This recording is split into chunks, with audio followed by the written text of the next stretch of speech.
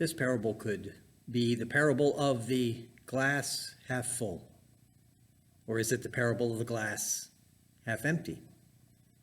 That's kind of the point, isn't it? The fruit tree is not bearing fruit. The gardener says to the owner, give it one more year. Let me nurture it. Give it some water. Give it some fertilizer. And come back next year. Next year you could cut it down. You don't have to cut it down today.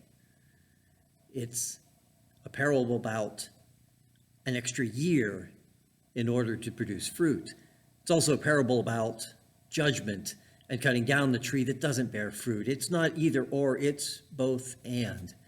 So what is the reign of God like? Is it like that judgment where there's punishment, or is it like that grace where there's an extra year? Or is it both? One thing I think gets overlooked in this parable is the fact that there's not just a tree and fruit that's growing or not growing and soil that's being wasted or being productive, but there are two people.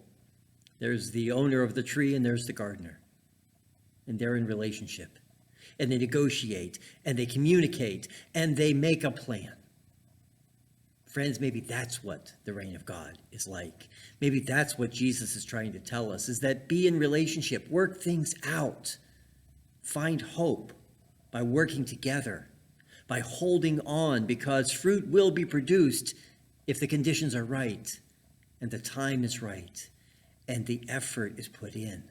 Perhaps that is what we most need to take away from all of these parables, that we are in relationship with God and one another, and that is the reign of God in our midst.